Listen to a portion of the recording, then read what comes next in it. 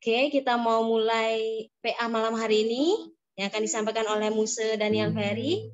Sebelumnya, ya puji Tuhan kita semua di sini dalam keadaan yang sehat sehingga kita bisa berkumpul dan belajar kembali untuk lebih dalam mengenal Tuhan. Benar, Bapak Ibu? Benar, nah, 2-3 orang yang berkumpul dalam nama Tuhan, di sini Tuhan hadir. Dan amin, itu juga amin. Kita, amin. Dan itu juga kerinduan kita, biarpun dalam intimate tidak banyak orang, tidak semua orang yang mau belajar, tapi kita diberi hati untuk rindu mengenal Tuhan lebih dalam lagi. Dan mari kita dalam hadirat Tuhan. Saya ajak teman-teman untuk fokus malam hari ini.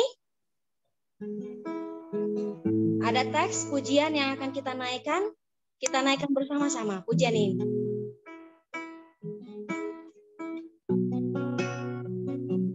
Terima kasih Tuhan. Terima kasih Tuhan untuk kasih setiamu yang ku alami dalam hidupku. Terima kasih Yesus untuk kebaikan-Mu sepanjang hidupku. Satu kali lagi, terima kasih Tuhan. Terima kasih Tuhan untuk kasih setiamu yang ku alami dalam hidupku. Terima kasih Yesus untuk kebaikan-Mu sepanjang hidupku. Terima kasih Yesus. Terima kasih Yesusku buat anugerah yang Kau beri setiap hari ini. Tuhan adakan syukur bagimu. Katakan terima kasih Yesus. Terima kasih Yesusku buat anugerah yang Kau beri setiap hari ini. Tuhan adakan syukur bagimu setiap hari ini, setiap hari ini. Tuhan adakan syukur bagimu.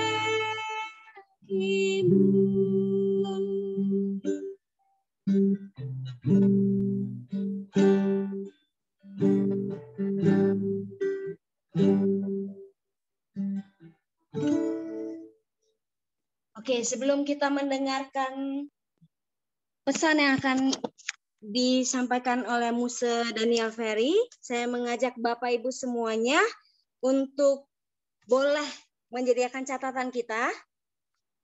Karena saya waktu SMP ini merupakan metode yang saya pakai untuk mendapatkan peringkat 3 besar di sekolah. Jadi mungkin Bapak Ibu boleh pakai ini ya sebagai ini. Karena research mengatakan making note is important in the learning process.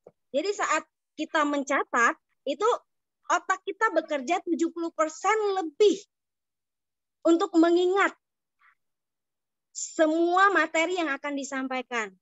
Nah, jadi Bapak Ibu boleh persiapkan catatannya masing-masing, boleh catat di HP, boleh catat di note-nya masing-masing atau di buku yang khusus untuk Bapak Ibu boleh ulang lagi nantinya. Gitu. Jadi kita bukan orang yang pintar, tapi kita bisa juara bukan karena kita rajin sih, bukan karena rajin, tapi karena mencatat. hanya karena mencatat. Jadi saya mengajak Bapak Ibu semuanya untuk mencatat, dan countdown hari ini setelah materi yang akan disampaikan oleh Muse nanti, kita akan ada Q&A, dan Bapak Ibu boleh buka mic-nya masing-masing, mencatat terlebih dahulu pertanyaan yang akan disampaikan, nanti akan dipersilahkan untuk menyampaikan pertanyaan-pertanyaan tersebut. Dan di akhir sesi nanti kita akan ada doa bersama, bagi Bapak Ibu yang rindu untuk kita boleh mendoakan, mari kita doa bersama-sama nanti. Oke, saya persilakan untuk Muse, pimpin PA kita malam hari ini. Oke, baik. Terima kasih, Maria. Baik, Bapak, Ibu, Saudara, malam hari ini kita mau sama-sama belajar lagi firman Tuhan. Nah, malam ini saya ingin mengajak kita untuk mengulang kembali hal-hal yang sederhana berkaitan dengan pokok-pokok iman kita sebagai orang percaya. Nah, demikian juga nanti dengan metodenya, kalau selama ini biasa kan saya yang menyampaikan materi, ngomong, ya, menjelaskan kepada kita. Nah, malam hari ini saya ingin berbagi dengan kita dan mengajak kita untuk sama-sama belajar, ya, memberikan pendapat kita masing-masing nantinya berkaitan dengan pertanyaan-pertanyaan yang sudah saya siapkan sebelumnya, ya. Nah, jadi ini murni PA, kita akan sharing sama-sama, ya, belajar sama-sama kebenaran firman Tuhan. Ya, baik.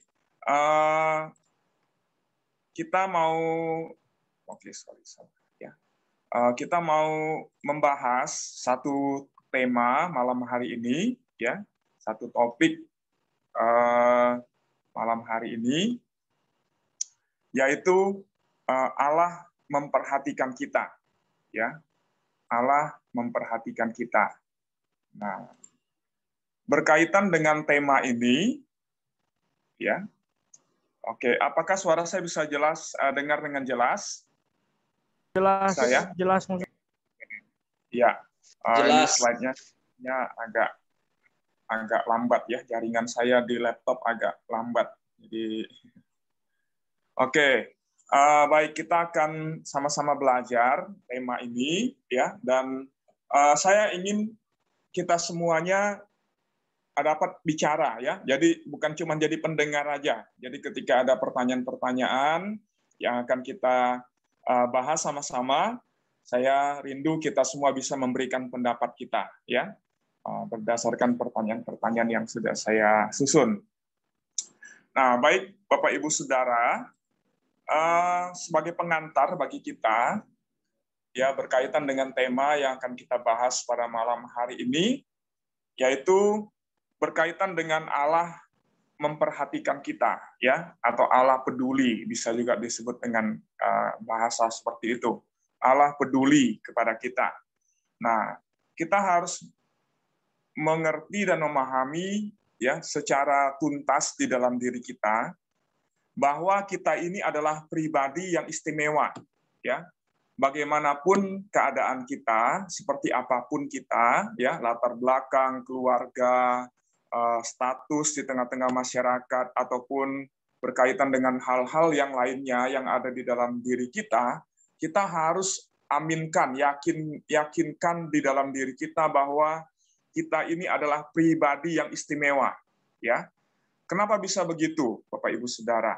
Bukan karena kita yang kepedean sehingga kita akhirnya mengatakan, oh ya, saya adalah pribadi yang istimewa, bukan. Tetapi dasarnya itu adalah kita itu istimewa karena Allah yang menganggapnya demikian. Allah yang menyatakan bahwa kita adalah pribadi yang istimewa, ya. Nah, karena Allah menyatakan bahwa kita sangat berharga baginya, ya. Kita sangat berharga di dalam pandangan Allah, di hadapan Allah. Karena itu, Dia sangat memperhatikan kita, dan juga bukan hanya diri kita yang diperhatikan, tetapi semua hal yang terjadi dalam hidup ini, dalam hidup kita, itu semua tidak luput dari perhatian dan pemeliharaan Tuhan, ya, campur tangan Tuhan di dalam hidup kita sebagai pribadi yang istimewa di hadapannya. Nah, karena itu berkaitan dengan hal ini, Bapak Ibu Saudara, kita akan sama-sama belajar ya membahas tema ini di bawah 4 subtema. Nah, nanti kita akan lihat waktunya apakah bisa selesai, tapi saya pikir kita tidak mungkin bisa menyelesaikan keempat subtema ini sekaligus pada malam hari ini. Jadi nanti kita akan lanjutkan lagi dalam pembahasan pada minggu-minggu yang akan datang, ya, pada minggu yang akan datang. Nah, subtema ya berkaitan dengan Allah memperhatikan kita, ya. Subtema yang pertama itu adalah berkaitan dengan Allah yang menciptakan diri kita. Kemudian yang kedua, ini berkaitan dengan Allah yang mengenal kita. Jadi bukti dari Allah memperhatikan kita yaitu Dia mengenal kita, ya. Allah itu mengenal kita secara pribadi dengan tuntas, ya, dengan sempurna. Lalu kemudian yang ketiga yaitu Allah mengasihi kita. Dan yang keempat bahwa Allah menerima kita sebagai anggota keluarganya. Nah, kita akan coba perhatikan yang pertama dulu, ya, Bapak Ibu Saudara, ya. Subtema yang pertama yaitu Allah menciptakan diri kita, ya. Allah menciptakan diri kita. Nah, saya ingin ajak kita sama-sama perhatikan dulu satu firman Tuhan dalam Kejadian pasal 1, ya, ayat 1 sampai dengan ayat yang ke-32, ya, yang terakhir, ayat 32. Kejadian 1 ayat 1 sampai dengan 32. Nah, Bapak Ibu Saudara, berkaitan dengan Kejadian pasal 1 ini, ya, di situ dicatat atau diceritakan tentang Allah, bagaimana Allah menciptakan alam semesta, ya, bagaimana Tuhan menciptakan alam semesta. Nah, berdasarkan firman Tuhan ini, saya ingin mengajak kita memperhatikan beberapa ayat dari firman Tuhan itu, ya, berkaitan dengan karya Allah yang menciptakan alam semesta, ya. Mari kita perhatikan ayat-ayat yang ada, ya, di dalam teks ini, ya. Nah, kemudian saya minta pendapat kita, ya, berkaitan dengan apa yang dinyatakan oleh firman Tuhan, ya, tentang fakta penciptaan, ya, tentang fakta penciptaan. Ya, dari ayat 1, coba, kebenaran apa yang kita temukan dari Kejadian 1 ayat 1 itu, ya, berkaitan dengan fakta penciptaan, fakta tentang penciptaan. Silakan, siapa yang mau memberikan pendapatnya, Bapak Ibu Saudara?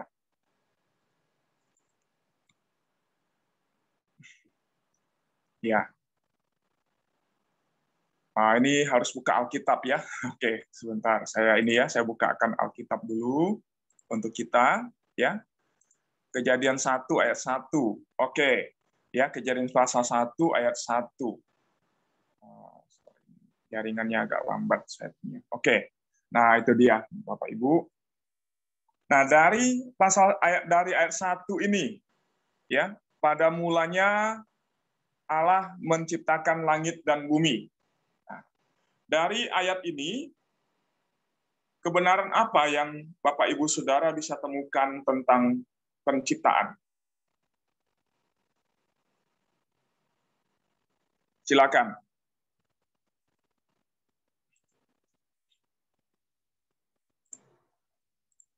Boleh buka speakernya, ngomong, ya, silakan, Bapak Ibu. Dari ayat 1 tadi, ya, Kejadian 1 ayat 1. Pada mulanya Allah menciptakan langit dan bumi. Kebenaran apa yang Bapak Ibu temukan tentang penciptaan di situ?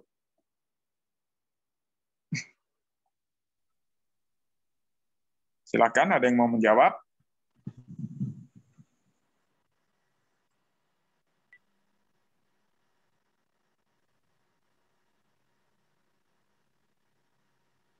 Silakan.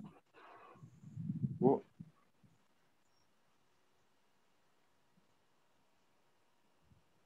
Halo Musa. Ya, oke, Lucy. Ya, kalau di ayat 1 Allah sendiri yang turut campur tangan gitu Musa. yang saya dapat ya dari ayat 1 itu. Allah yang tangan Allah yang menciptakan, ya. Nah, ayat 1 itu, Bapak Ibu Saudara, betul yang Lucy katakan, itu menjadi penegasan bagi kita, ya, bahwa alam semesta ini adalah hasil karya atau ciptaan dari Allah sendiri, ya. Nah, dalam hal ini Alkitab memberikan satu penegasan yang jelas kepada kita, ya, tentang penciptaan dunia, ya, semua yang ada di dalam dunia ini, dalam alam semesta ini, ya. Dan sekaligus berdasarkan ayat ini kita bisa menentang ya konsep-konsep yang bukan dari Tuhan, ya, tentang penciptaan, ya. Seperti ya baik itu kisah-kisah penciptaan dari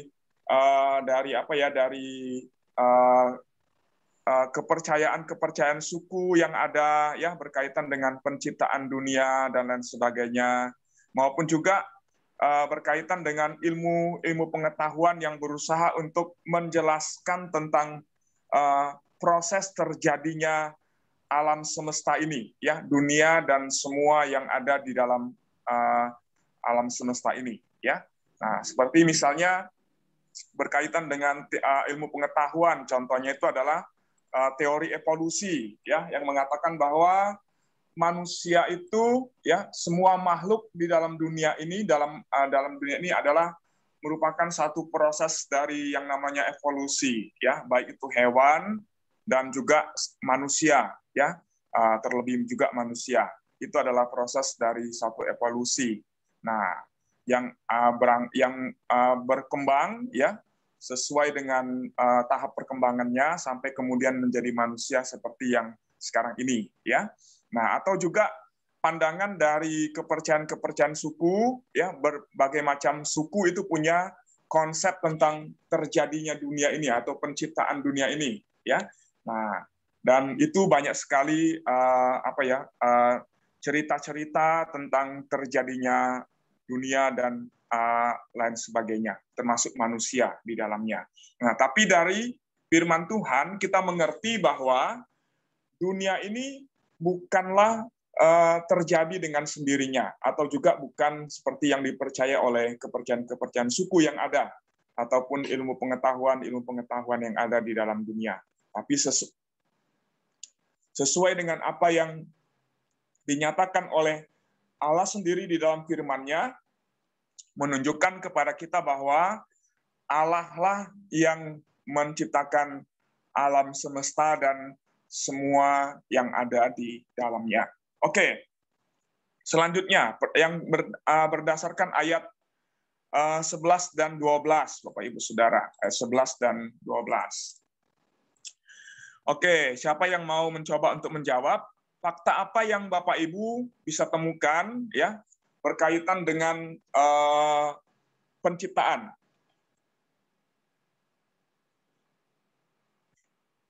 Silakan. Fakta apa lagi, fakta penciptaan apa lagi yang Bapak Ibu bisa temukan di dalam ayat firman Tuhan ini?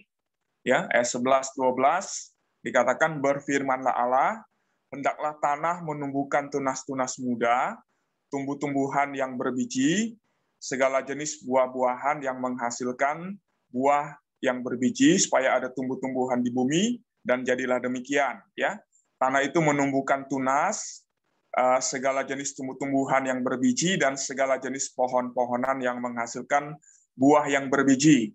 Allah melihat bahwa semuanya itu baik. Oke, dari dua ayat firman Tuhan ini, fakta penciptaan apa yang kita bisa temukan? Ya, musuh, tubuh saya musuh ya. Ya, Pak Andreas, ya. Tuhan waktu itu melihat serasa bumi ini kosong. Jadi Tuhan menciptakan dulu tumbuhan dengan keadaan sekarang memang kita lihat tumbuhan memang banyak. Dan tunasnya biji-biji yang menghasilkan buah dan pohon-pohon yang cukup menghasilkan untuk manusia nantinya. Oke. Ya, oke. Makasih Pak Andreas. Oke, ada lagi yang mau menambahkan? Silakan.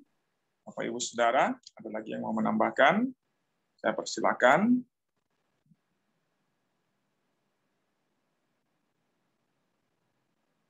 Ayo, siapapun boleh. Ayo, silakan. Tidak usah tunggu-tunggu. Semuanya boleh bicara. Baik, hamba Tuhan juga silakan, teman-teman hamba Tuhan, maupun juga untuk Bapak Ibu jemaat sekalian silakan. Semua kita boleh sama-sama belajar ya, sama-sama belajar. Ini sederhana pembahasannya, silakan. Siapa yang mau memberikan pendapatnya?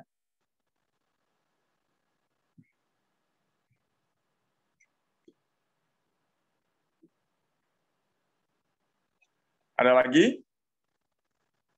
Baik, kalau tidak ada saya tanggapi dulu ya apa yang Pak Andreas katakan. Ya, yang pertama saya ingin ajak kita untuk memperhatikan kata pertama ya, kalimat pertama di dalam ayat 11, yaitu berfirmanlah Allah.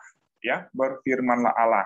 Nah, di sini menunjukkan, menegaskan kembali bahwa Allah lah yang memproses dan menciptakan dunia ini, yang pertama itu. Nah, kemudian berkaitan dengan ayat 11 dan 12, ya seperti yang Pak Andreas katakan tadi, bahwa Tuhan juga yang menumbuhkan, ya yang menciptakan tumbuh-tumbuhan yang ada ya dengan segala jenisnya, baik tumbuh-tumbuhan yang berbiji maupun juga pohon buah-buahan yang menghasilkan buah-buah yang berbiji atau yang tidak berbiji, ya, yang kemudian dapat dinikmati atau dimakan oleh manusia ya sampai dengan hari ini. Jadi sejak awal kita menemukan satu fakta bahwa sejak awal ketika Tuhan menciptakan tumbuh-tumbuhan ya, semua itu diciptakan seperti adanya sekarang ini. Jadi tidak ada tumbuh-tumbuhan yang baru tumbuh kemudian setelah proses penciptaan ya selesai, bukan. Tapi semua jenis tumbuh-tumbuhan yang ada, baik itu pohon atau tumbuhan yang berbiji yang menghasilkan buah yang bisa dimakan oleh manusia, atau pohon yang tidak mempunyai buah, termasuk juga bunga-bunga, pohon-pohon bunga yang lain yang ada di dalamnya, yang ada di dalam dunia. Seperti sekarang ini, itu semua adalah diciptakan oleh Tuhan, ya, diciptakan oleh Tuhan. Nah, kemudian kita lanjut, Bapak Ibu Saudara, ya, ini awalnya dulu, ya, pengantar dulu untuk kita, ya. Kemudian ayat 24, coba kita perhatikan ayat yang ke-24, ya. Nanti silakan, ada yang mau menjawab silakan, ya. Berdasarkan ayat 24, kebenaran apa yang Bapak Ibu Saudara temukan berkaitan dengan fakta penciptaan seperti yang dinyatakan oleh Alkitab kepada kita? Silakan, ayat 24 dikatakan, berfirmanlah Allah, hendaklah bumi mengeluarkan segala jenis makhluk yang hidup, ternak dan binatang melata, dan segala jenis binatang liar, dan jadilah demikian. Nah, silakan. Siapa yang mau menjawab? Saya, Musa. Oke, Maria, silakan. Sebelumnya, Musa, sepertinya berfirmanlah Allah. Semua binatang yang ada di bumi itu ada karena Allah berfirman. Ya, Itu Allah berfirman. Ya, maka semuanya jadi, ya, dan jadilah demikian, ya, kata firman Tuhan, ya. Itu artinya apa, Bapak Ibu Saudara? Ya, terima kasih Maria. Itu artinya bahwa apa? Semua jenis ternak, binatang melata, dan segala jenis binatang liar yang ada di darat, ya, seperti yang ada sekarang ini, itu semua adalah makhluk hidup, ya, binatang, hewan yang diciptakan oleh Tuhan sejak semula, ya. Diciptakan oleh Tuhan sejak semula. Nah, dari sini kita juga bisa membantah teori evolusi yang diajarkan oleh Charles Darwin yang mengatakan bahwa makhluk hidup itu berevolusi, berubah, ya, sesuai dengan zamannya, tahapnya, atau lingkungan di mana dia berada. Sehingga kemudian melahirkan jenis binatang atau hewan yang baru, yang berbeda dari yang ada pada mulanya, ya. Nah, dari sini kita melihat satu kebenaran yang Tuhan tunjukkan kepada kita dari firman Tuhan, bahwa semua hewan-hewan yang ada di dalam dunia ini tidak ada yang berubah, ya, tidak ada yang berubah bentuk, tidak ada yang berubah jenis, ya, atau menghasilkan satu jenis hewan yang baru, yang berbeda dari yang diciptakan. Ya, sapi yang kita lihat sekarang ini sama dengan sapi yang diciptakan Tuhan pertama kali. Ya, nah demikian juga dengan kambing, ya diciptakan Tuhan pertama kali, atau domba itu sama dengan kambing atau domba yang kita lihat sekarang ini. Nah, walaupun ya kambing, domba atau sapi itu punya macam-macam jenisnya ya, tergantung juga daerahnya ataupun wilayahnya. Biasanya kambing di Indonesia itu beda dengan kambing yang ada di Indonesia, beda dengan domba yang ada di Australia. Itu tidak masalah, tetapi itu menunjukkan bahwa sejak awal Tuhan sudah menciptakan semuanya sesuai dengan apa yang sudah diciptakan sejak semula, ya. Nah, itu juga nanti kita bisa lihat di dalam pasal yang kedua, ya. Ketika Tuhan membawa semua hewan-hewan yang telah diciptakannya itu kepada Adam untuk diberi nama, ya, untuk diberi nama oleh Adam. Nah, Alkitab menunjukkan kepada kita bahwa seperti nama yang diberikan oleh Adam kepada hewan-hewan yang diciptakan Tuhan, yang dibawa oleh Tuhan kepadanya, demikianlah kata firman Tuhan, nama dari hewan-hewan itu sampai dengan hari ini. Ya, nah hanya tentu berbeda bahasanya. Ya, kalau orang Indonesia, dalam bahasa Indonesia disebut dengan nama sapi. Nah, dalam bahasa Inggris sebutnya cow, gitu ya. Ataupun dalam bahasa yang lain juga beragam. Tapi binatang itu ya, atau hewan itu sama ya. Walaupun nama berdasarkan bahasa berbeda-beda, tetapi bentuknya sama ya. Nah, ketika orang lihat, orang Indonesia lihat, orang Inggris lihat sapi, tetap itu adalah sapi ya. Walaupun penyebutan sesuai dengan bahasanya masing-masing seperti itu. Nah, artinya Bapak Ibu Saudara, dari sini kita belajar juga bahwa dari sejak penciptaan pertama, ya, hewan itu tidak berubah bentuknya dan tidak pernah ada muncul jenis hewan yang baru, ya, jenis hewan yang baru yang ada di dalam dunia ini. Nah, termasuk juga virus, ya. Virus itu sejak awal sudah ada, sejak semula sudah ada virus, ya, virus corona. Nah, hanya jenisnya yang beragam, ya. Kalau sekarang ini yang sedang menyusahkan kita itu adalah virus corona, ya. Nah, ada tapi namanya tetap virus, ya. Tetap sama seperti yang sejak awal diciptakan oleh Tuhan, seperti itu, ya. Nah, oke. Kemudian kita lihat lagi dari ayat yang terakhir dari pertanyaan nomor 1, yaitu ayat yang ke-27, ya.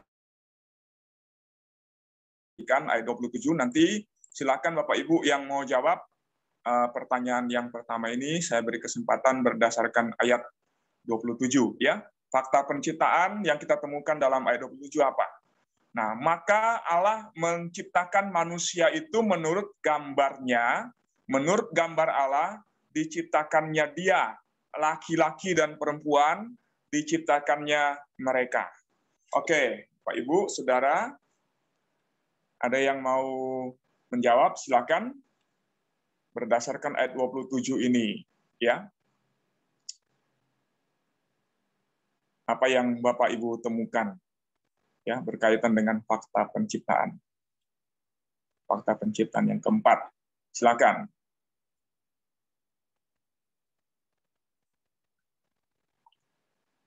Ada? Silakan, Bapak Ibu, Saudara, silakan. Ini berkaitan dengan penciptaan manusia, ya.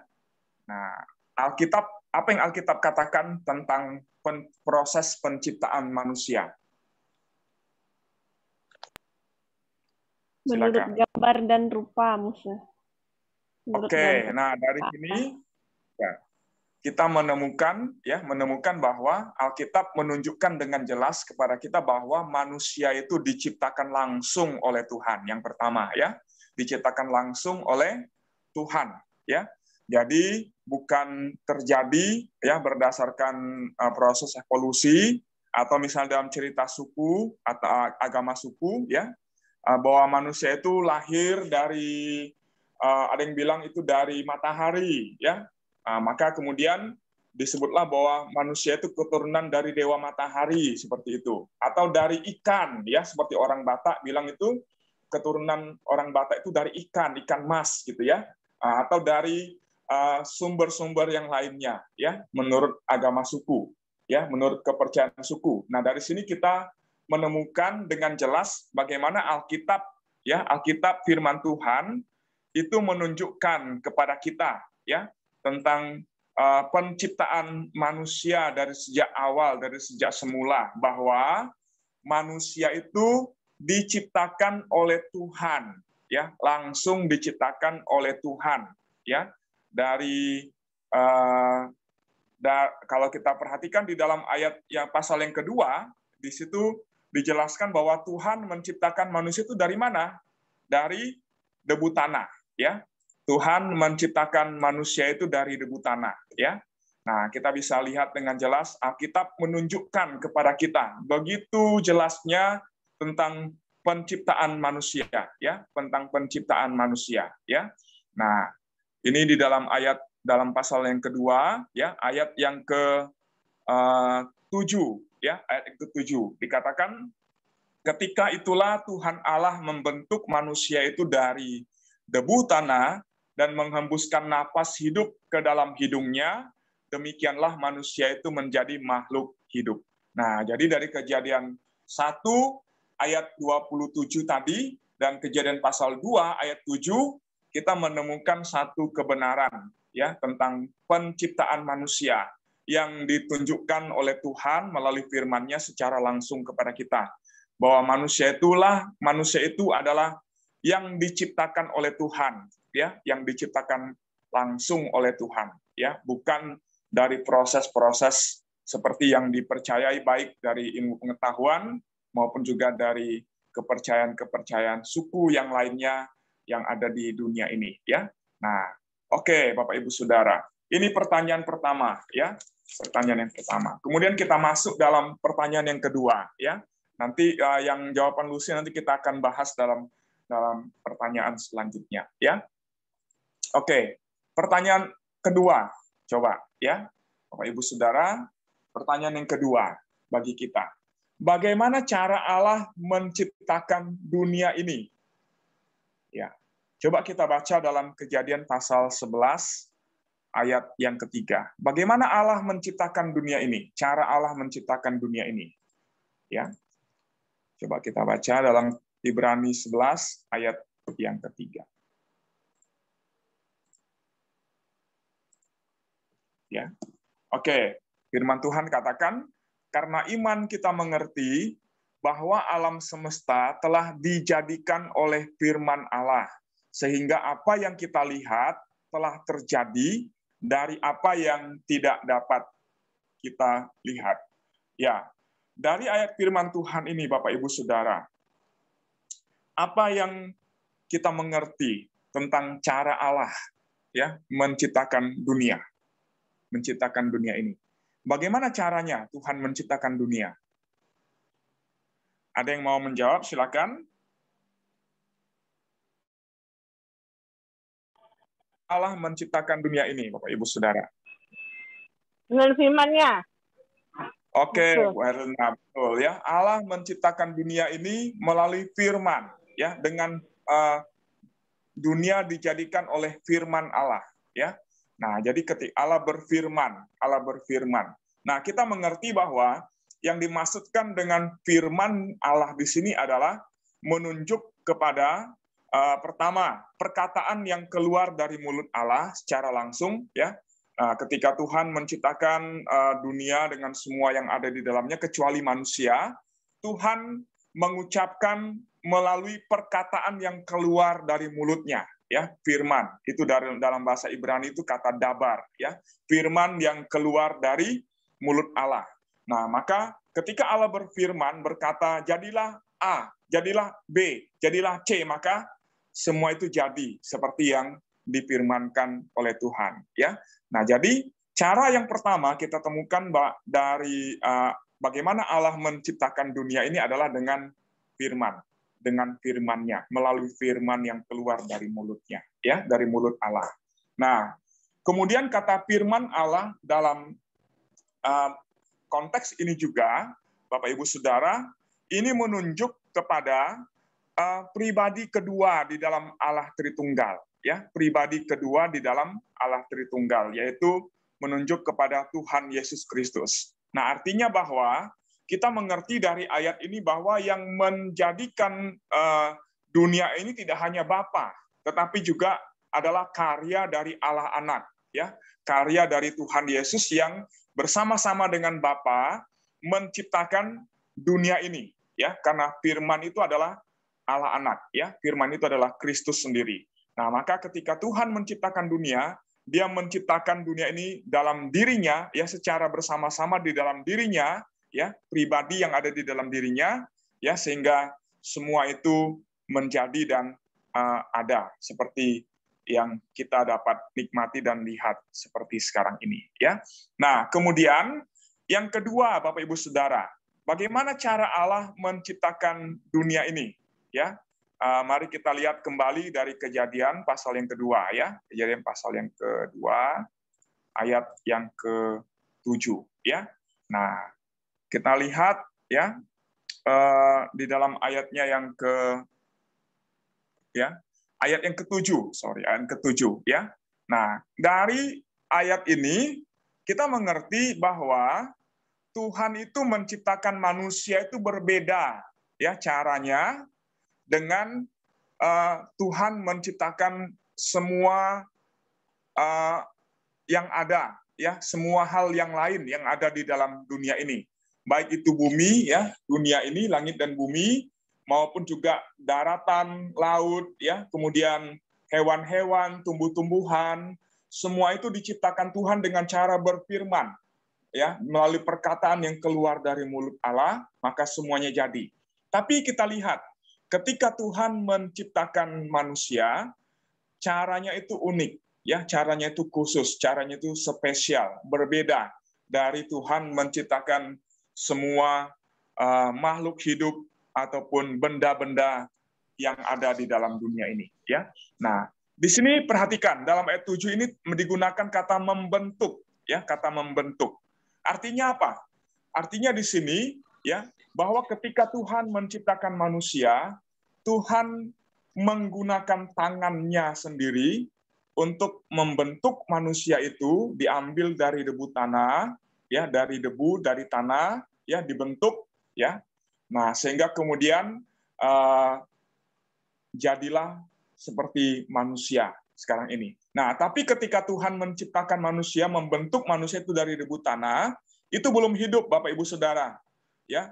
Nah, manusia itu bisa hidup ketika Tuhan menghembuskan nafas hidup, yaitu Roh Allah sendiri ke dalam hidungnya, sehingga kemudian manusia itu menjadi makhluk yang hidup. Nah, ini menarik, ya, Bapak Ibu Saudara, ya.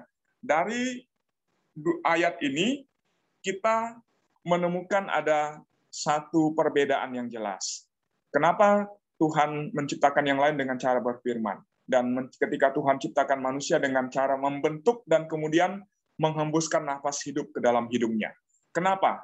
Nah, dari sini kita bisa menemukan diri kita sebagai manusia, sebagai ciptaan Allah yang khusus, yang spesial, yang berharga, ya, yang istimewa di dalam pandangan Allah, ya, menunjukkan bahwa diri kita ini adalah dalam bahasa Alkitab itu menggunakan kata bahwa manusia itu adalah mahkota dari ciptaan Allah. Artinya semua ciptaan yang lain itu, ya, puncaknya adalah manusia, penciptaan manusia, ya, sebagai yang utama, ya, yang menjadi tujuan utama Allah di dalam menciptakan alam semesta, yaitu untuk menciptakan manusia.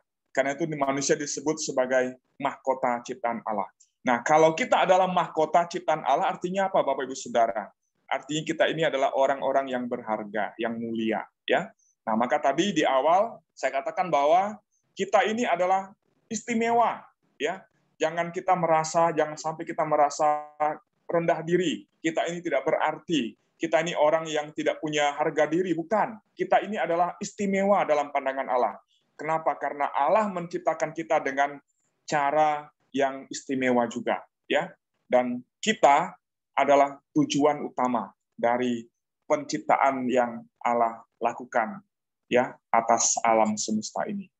Nah, oke, Bapak Ibu Saudara, ya.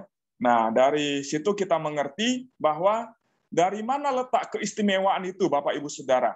Dari mana letak keistimewaan manusia itu? Tadi dalam ayat yang ke-27. Nah, jawaban dari Lucy yang tadi, ya, jawaban Lucy tadi, yang menunjukkan kenapa kita ini istimewa, ya. Kenapa kita ini istimewa? Nah, jawabannya karena kita diciptakan oleh Tuhan menurut gambar dan rupanya, menurut peta Allah, menurut teladannya Allah. Wah, ini luar biasa, ya. Maka ketika kita melihat sesama kita, melihat diri kita, dan kita melihat sesama kita manusia, di situ kita bisa melihat diri Allah, ya, gambaran Allah yang ada di dalam diri kita masing-masing. Nah, karena itu sebagai manusia yang diciptakan menurut gambar dan rupa Allah, kita harus melihat diri kita ini berharga, diri kita ini mulia, ya, di dalam pandangan Tuhan, ya. Nah, jadi jangan sampai akhir kita menjadi orang yang minder, yang rendah diri, ya, yang merasa diri tidak berarti. Nah, apalagi sampai kemudian kita merasa diri kita ini tidak berharga, sehingga kemudian kita ingin mengakhiri hidup kita dengan cara-cara yang tidak benar, ya. Nah, ini adalah satu hal yang keliru, ya. Nah, ini juga berbeda dari apa yang dianggap oleh agama-agama dunia yang mengatakan berdasarkan filsafat Yunani yang mengatakan bahwa tubuh manusia ini tidak berarti, tubuh manusia ini tidak ada harganya, maka harus boleh dipergunakan untuk apa saja, ya, dipergunakan dengan cara bagaimana saja, terserah, karena tubuh ini, ya, daging ini tidak ada artinya. Nah, dari sini kita menemukan satu kebenaran yang Tuhan tunjukkan kepada kita, bahwa kita manusia itu berharga. Tubuh ini berharga, daging kita ini berharga, roh kita juga berharga dalam pandangan Tuhan. Seluruh keberadaan kita adalah istimewa di dalam pandangan Tuhan. Jadi Bapak Ibu Saudara, ya, kita belajar dari proses Tuhan menciptakan kita manusia, menunjukkan bahwa kita adalah pribadi yang mulia, yang berharga di dalam pandangan Tuhan. Ya, oke, baik. Selanjutnya kita masuk dalam pertanyaan yang ketiga. Ya, nah, mengapa Allah menciptakan segala sesuatu? Nah, kita mungkin ada yang bertanya, kenapa sih Tuhan harus ciptakan dunia ini? Ya, bahkan juga ada juga yang mempertanyakan, kenapa sih Tuhan menciptakan saya, gitu ya, dengan badan yang dengan bentuk yang seperti ini, dari latar belakang yang keluarga saya yang seperti ini, begitu ya. Kenapa sih Tuhan menciptakan saya, menciptakan segala sesuatu yang ada di dalam dunia ini? Coba kita baca dulu di dalam Wahyu pasal 4 ayat yang ke-11. Ya. Wahyu 4 ayat 11.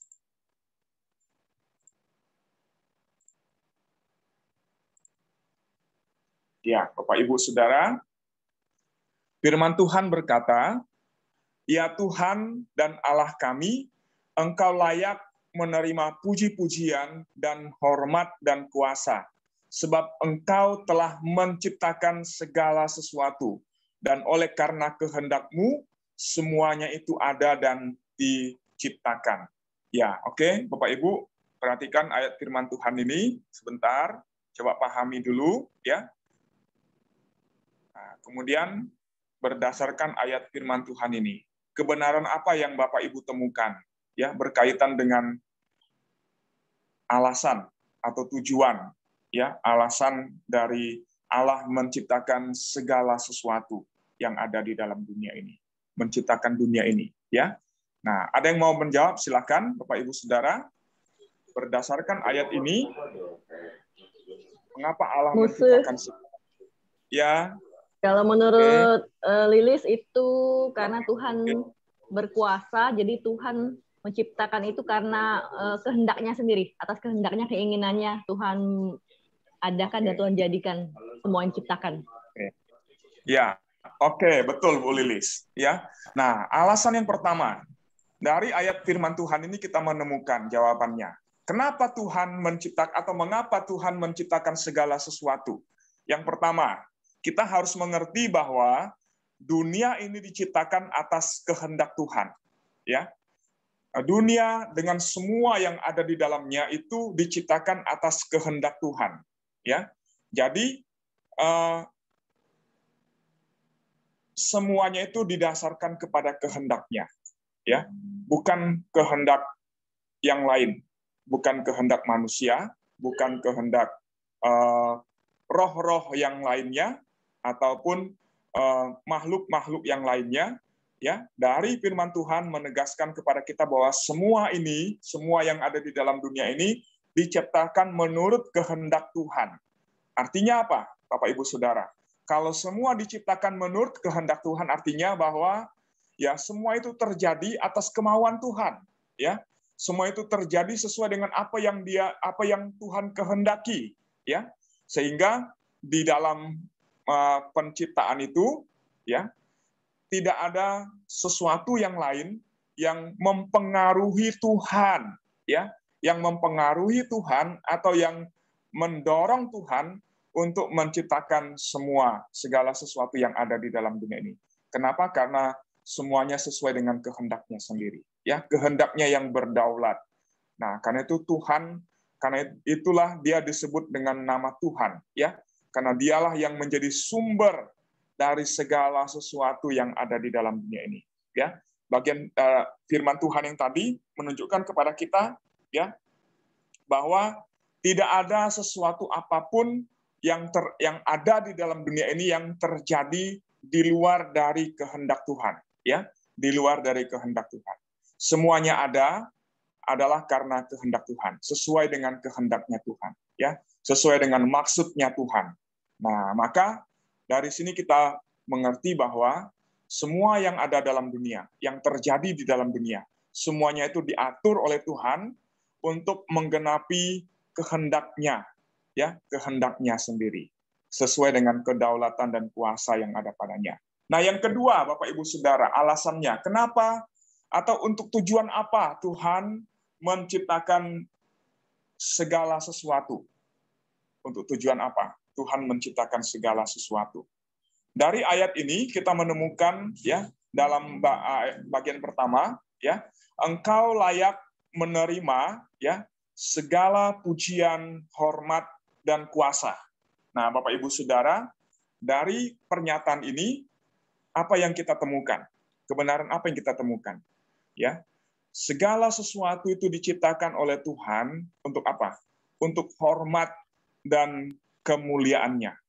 Ya, ini dia yang harus kita mengerti. Semuanya itu diciptakan oleh Tuhan untuk hormat dan kemuliaannya. Nah, kalau semua itu diciptakan untuk hormat dan kemuliaan Tuhan, maka artinya apa? Artinya bagi kita, ya, dan bagi seluruh dunia ini, semuanya harus diarahkan kepada kemuliaan dan kehormatan bagi Tuhan sebesar-besarnya. Maka sebagai ciptaan, kita tidak boleh mencari kemuliaan untuk diri kita sendiri. Ya, kita tidak boleh mencari kepentingan untuk diri kita sendiri.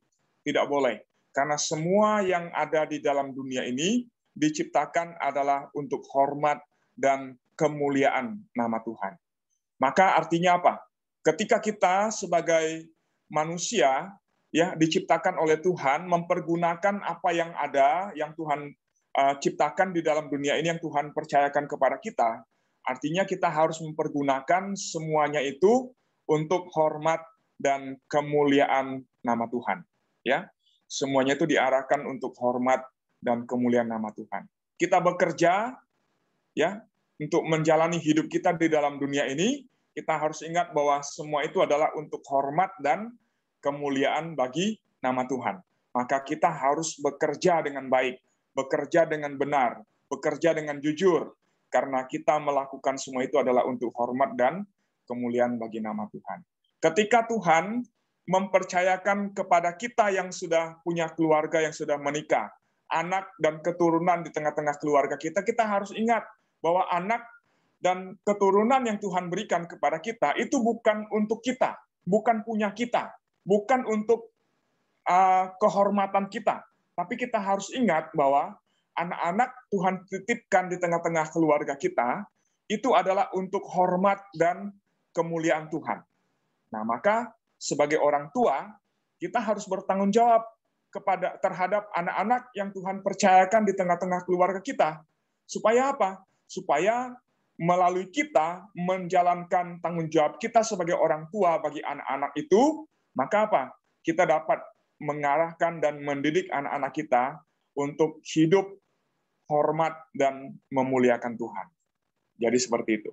Termasuk juga Bapak Ibu Saudara, ketika Tuhan mempercayakan segala sesuatu dalam kehidupan kita, harta benda dan lain sebagainya dalam hidup kita untuk kita nikmati, maka kita harus ingat bahwa semuanya itu harus diarahkan untuk hormat dan kemuliaan nama Tuhan.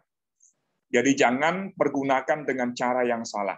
Jangan pergunakan untuk memuaskan keinginan dan nafsu kita sendiri. Tapi harus ingat bahwa apa yang Tuhan berikan kepada kita dalam hidup ini harus diarahkan sebesar-besarnya dan seluruhnya untuk hormat dan kemuliaan bagi nama Tuhan. Nah, dari sini kita temukan satu makna yang dalam ya, Bapak Ibu Saudara ya. Kita harus ingat bahwa semua yang ada di dalam dunia ini adalah atas kehendak Tuhan. Maka kita harus melakukan semuanya itu seturut dengan apa yang menjadi kehendak Tuhan atas semua ciptaannya yang ada di dalam dunia ini. Kalau kita mengeksploitasi, bukan mengeksploitasi, eksploitasi itu pengertian negatif ya. Kalau kita mengelola hasil alam yang ada di dalam dunia, kita harus ingat kita harus mengelolanya dengan baik sesuai dengan kehendak Tuhan dan harus diarahkan untuk apa? Untuk hormat dan kemuliaan nama Tuhan. Nah, hanya yang jadi masalah adalah manusia yang berdosa tidak menghormati Tuhan di dalam hidupnya, sehingga dunia ini dieksploitasi, ya, alam dipergunakan seturut dengan kehendaknya untuk kepentingannya sendiri, untuk memuaskan dirinya sendiri, ya, dan akhirnya apa? Merusak alam, merusak ciptaan Tuhan yang baik, ya, dan tidak dipergunakan dengan semestinya. Nah, termasuk juga virus corona, ya, COVID-19 yang sedang mewabah sekarang ini. Itu juga adalah hasil dari perbuatan manusia yang tidak melakukan kehendak Tuhan, yang tidak melakukan semuanya seturut dengan kehendak Tuhan, ya, yang tidak menghormati dan memuliakan Tuhan dalam hidupnya. Sehingga akhirnya semua tindakan manusia itu adalah hanya merusak dan menghancurkan ciptaan Tuhan yang baik yang sudah diciptakan Tuhan sejak semula. Nah, Bapak Ibu Saudara, maka dari hal ini kita ingat, ya, kita belajar satu makna yang penting tentang tujuan Tuhan atau maksud Tuhan di dalam menciptakan segala sesuatu. Kita harus ingat, Tuhan ciptakan semuanya itu bukan karena kita, tapi karena kehendaknya sendiri, sesuai dengan kehendaknya sendiri, ya. Dan itu harus dikembalikan ketika itu dipercayakan Tuhan kepada kita, itu harus dikembalikan untuk hormat dan kemuliaan bagi nama Tuhan, ya. Nah, kemudian Bapak Ibu Saudara, pertanyaan yang keempat. Pertanyaan yang keempat. Mengapa Allah menciptakan kita? Nah, ini dia, ya. Ini penting, pertanyaan ini penting supaya kita boleh menemukan jawabannya. Nah, dengan itu kita dapat menghargai dan menghormati hidup yang Tuhan berikan kepada kita. Yesaya 43 ayat yang ke-7. Mari kita baca firman Tuhan.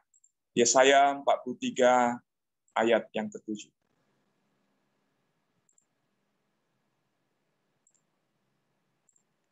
Ya. Oke, firman Tuhan katakan, semua orang yang disebutkan dengan namaku, yang kuciptakan untuk kemuliaanku, yang kubentuk dan yang juga kujadikan. Oke, Bapak Ibu Saudara, dari ayat ini, ya, apa yang Bapak Ibu temukan? Ya, apa yang kebenaran yang Bapak Ibu temukan? Berkaitan dengan pertanyaan, mengapa Allah menciptakan kita, menciptakan saya? Ya, kita bertanya kepada diri kita sendiri, mengapa Allah menciptakan saya? Jawabannya apa? Bapak Ibu Saudara, ada yang mau jawab?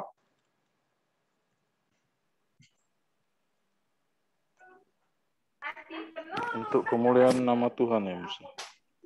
Oke, Pak Antoni, ya, baik, betul. Bahwa apa? Sesuai dengan yang dikatakan oleh firman Tuhan. Semua orang yang disebutkan dengan namaku, kata disebutkan di sini dalam artian bahwa diciptakan, ya, diciptakan dengan namaku. Nah, ini menunjuk kepada apa? Gambar dan rupa Allah, ya, yang menjadi pattern, yang menjadi teladan, ya, teladan yang Tuhan pakai untuk menciptakan kita, ya, yang disebut dengan nama Tuhan atau yang diciptakan menurut gambar dan rupa Allah, ya. Tuhan katakan apa? Kuciptakan untuk kemuliaanku.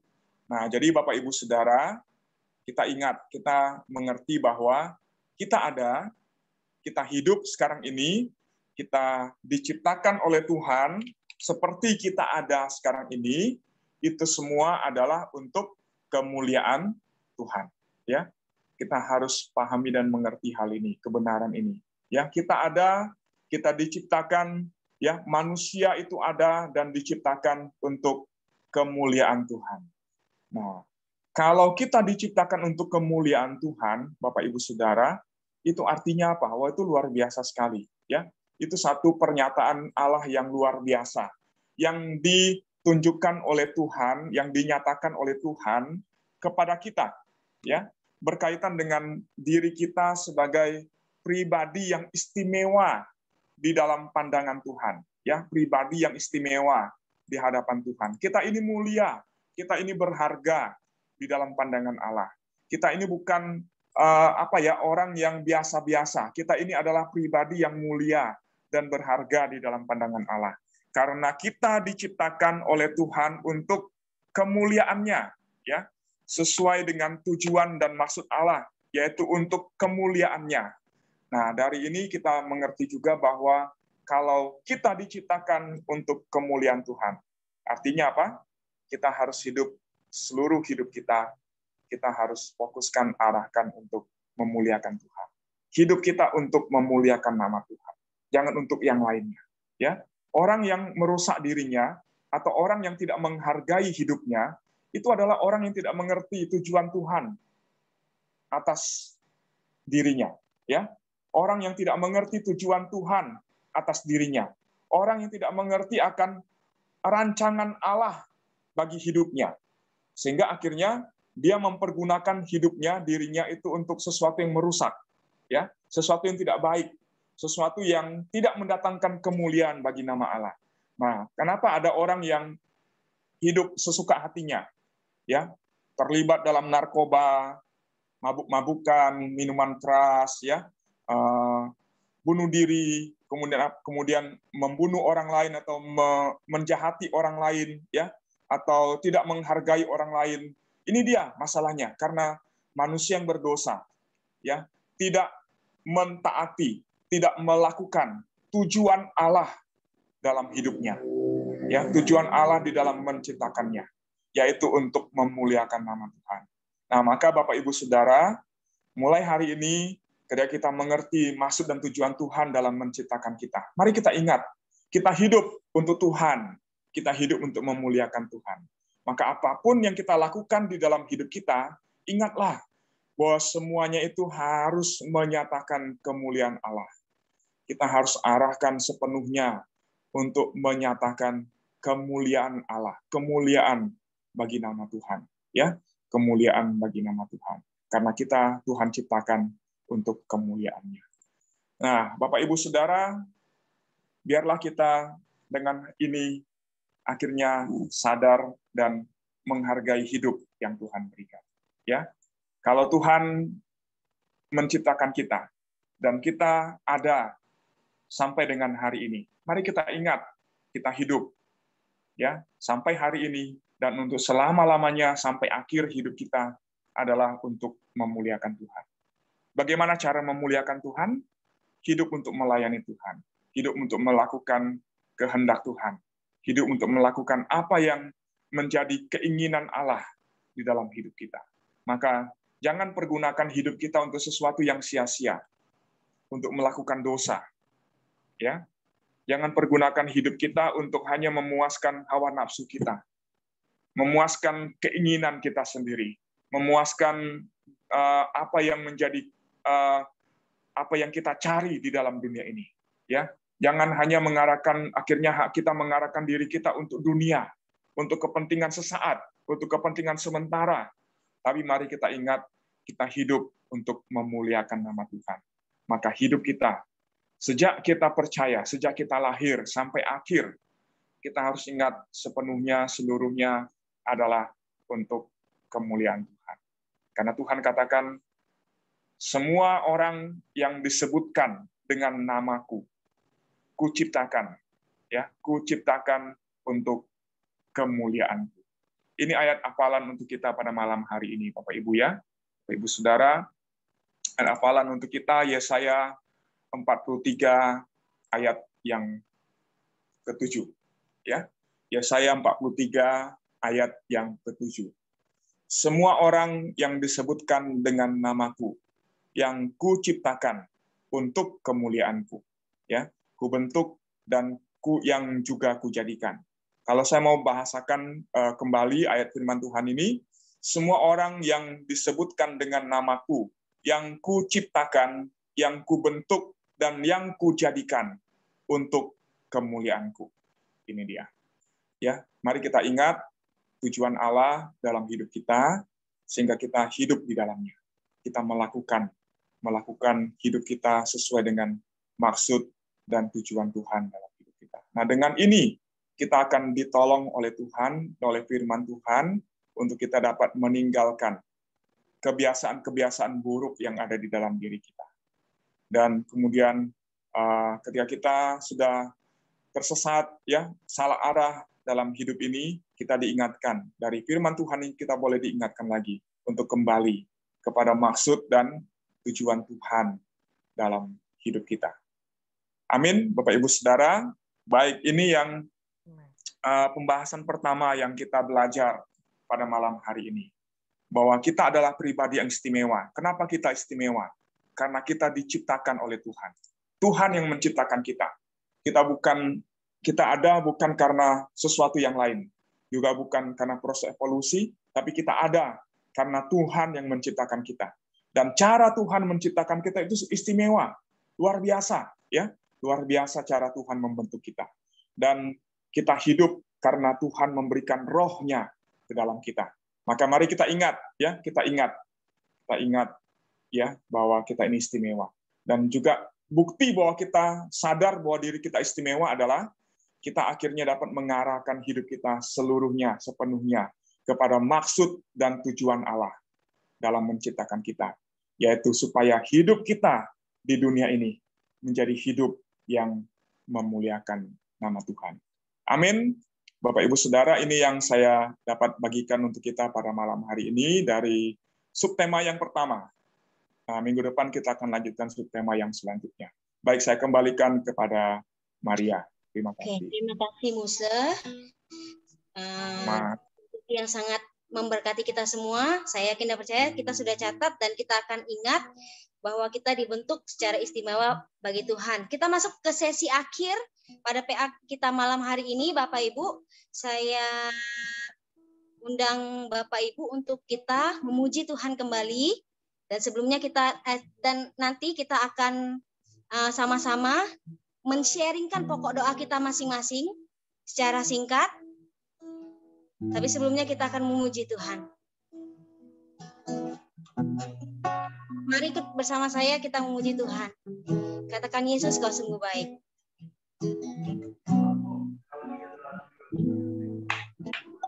Yesus, sungguh kau baik. Yesus, namamu indah. Yesus, Kau selalu ku tinggikan, ku tinggikan, ku agungkan. Yesus, kau Yesus, baik, baik. Yesus, namamu indah. Yesus,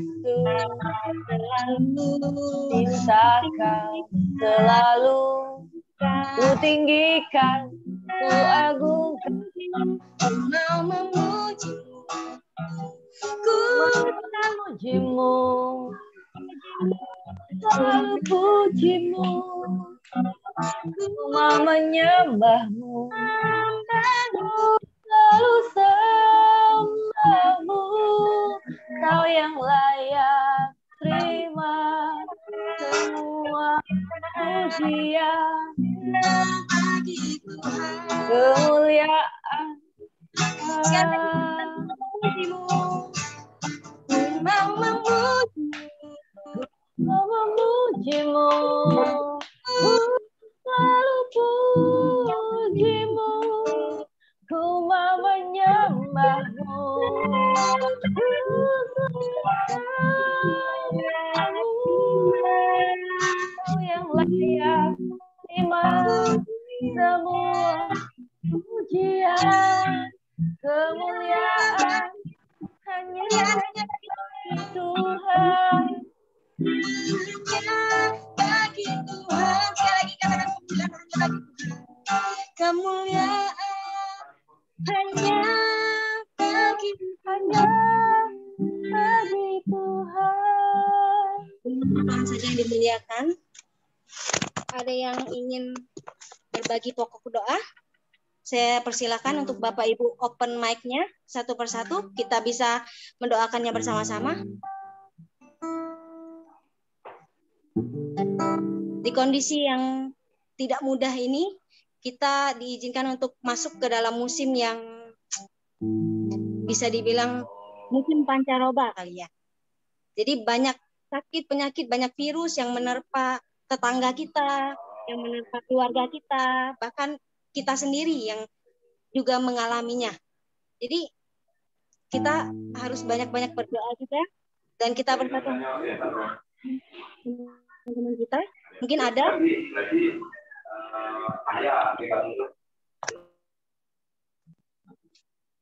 yang rindu untuk kita doakan bersama-sama. Doakan untuk kesehatan sekeluarga, Ceh. Ya, kita Ya. berdoa untuk kesehatan keluarga Lucy. Oke. Ada lagi? Kalau tadi Pak Antoni ya, Pak siapa ya? Hamba Tuhan yang dulu muridnya Musa itu ada di rumah jemaatnya yang mengalami COVID. Nah, kita juga kan? Udah keluar tadi. Iya. Barusan keluar. Ya, barusan keluar. Iya, ya, kita juga doakan karena beliau juga lagi pelayanan di rumah jemaat Musa tadi. Beliau katakan. Oke. Oh ya. Oke, ya. Kita juga doakan bersama-sama. Ada lagi Bapak Ibu yang ingin didoakan? Doakan kesehatan saya, Maria. Ya. Kesehatan pribadi, kesehatan keluarga. Ya. Pak Andreas yang mengalami kelemahan tubuh ya. Ya. Kiranya Tuhan berikan. Ya, doakan untuk semua, Maria lagi Sembuh Maya.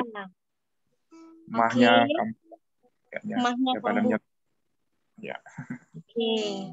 Oke, dengan pokok doa yang ada ini lagi dulu kita berdoa bersama-sama. Bapak Ibu boleh open mic-nya. Kita berdoa bersama-sama.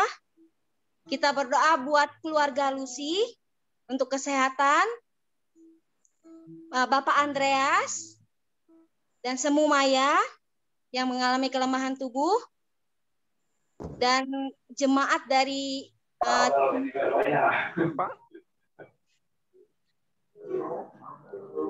Ya, kita berdoa bersama-sama, kita keluarkan suara. Mari kita berdoa. Bapak yang Bapa di baik, dalam surga, pada saat ini kami mau bersatu hati, mau berdoa untuk keluarga dari Lucy. Kiranya Tuhan Yesus yang menolong, yang menyertai semua keluarga, Tuhan berikan kesehatan, dan sakit Tuhan pulihkan. Dalam menjalani hari-hari, Tuhan yang menjaga mereka. Kami juga berdoa untuk Andreas Magnya. Kiranya Tuhan terus menjamah, Magnya boleh sembuh, boleh pulih kembali kesehatan orang tua terkasih ini. Demikian juga hamba berdoa untuk semua Maya. Tuhan pulihkan juga kesehatan. Semua sehingga bisa pulih kembali lewat istirahat, obat dan minum konsumsinya, boleh menjadi pemulihan baginya. Demikian juga hamba berdoa untuk keluarga dari Pendeta Antonius yang saat ini sedang berada di rumah jemaat. COVID, kiranya Tuhan juga menjamah jemaatnya untuk sembuh dan diantar ke rumah sakit Tuhan serta dalam perjalanan. Tuhan berkati pelayanan hamba-Mu di GPI Natar yang ada di Bandar Lampung ini. Terima kasih Tuhan. Dalam nama Yesus saya berdoa. Amin. dalam nama Yesus. Amin. Ada lagi yang ingin didoakan bersama-sama Bapak Ibu?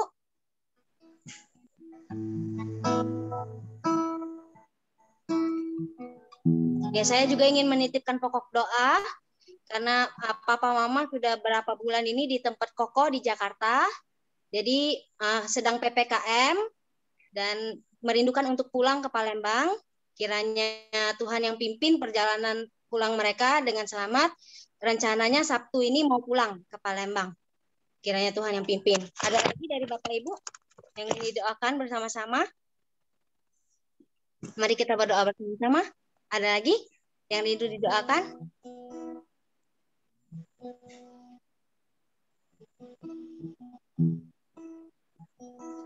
Ya, kalau begitu kita berdoa untuk setiap aktivitas kita masing-masing, ya sebagai hamba Tuhan, sebagai pekerja di kantor, sebagai orang tua di rumah, yang setia di rumah.